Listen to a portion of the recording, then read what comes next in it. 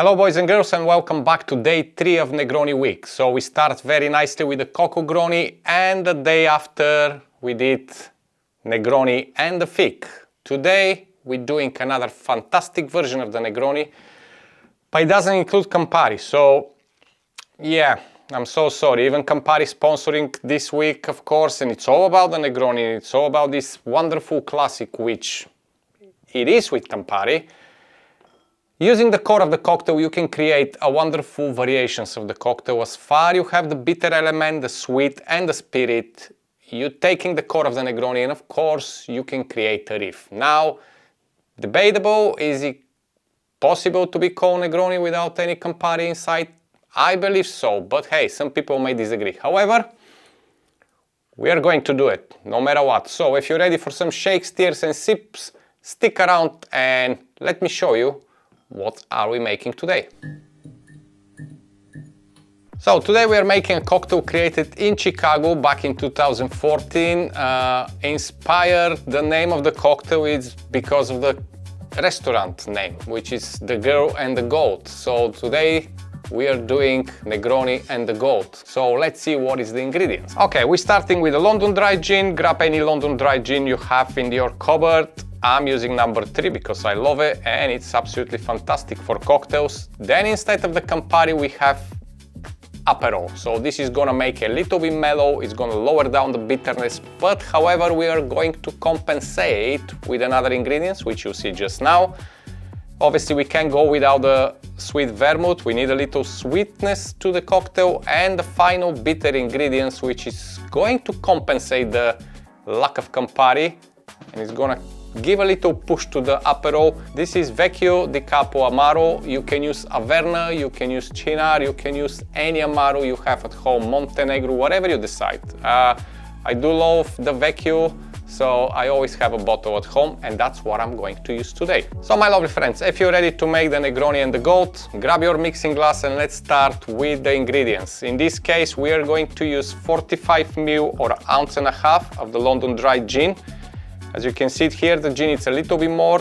It's not the same like with the classic Negroni, equal parts, but we gotta work on the balance of the cocktail. So just changing ingredients and keeping the ratio, it's not gonna give you the same result like the classic Negroni. So with the Aperol, we're going with a 3/4 of the ounce or a 22.5 ml. Same with the Vermouth, 22.5 ml or a 3/4 of the ounce. And finally, to balance a little bit and make this kind of a bitter note more dominant, we are going to use Amaro, and this is only 15 ml or a 1/2 ounce. As you can see already in the mixing glass, it's not exactly the red color which we used to have with the Negroni, because obviously we don't have the Campari. However, trust me, it's equally good. So fill up your mixing glass with ice, lots of ice, okay? Give it a good stir for around 30-40 seconds or until the glass is steamed for outside and you're ready to serve.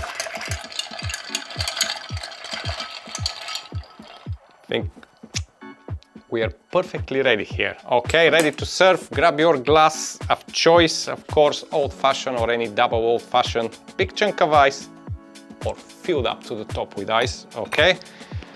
Get your strainer and let's trade the Negroni and the Goat.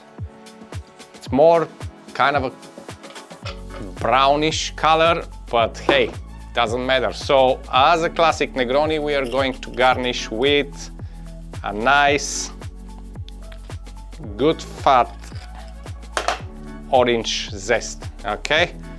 Just extract on the top a little bit, rim your glass and pop inside. And this, my lovely friends, is Negroni and the Goat. Cheers. Oh, absolutely splendid. You have this bitterness, you have the sweetness, you have the gin to kick in. What do you want more? The proper template of Negroni, but without Campari. However, it's delicious and I hope you try it. I'll see you tomorrow with Negroni number 4, but for now, as always, I love you and I leave you. Bye bye.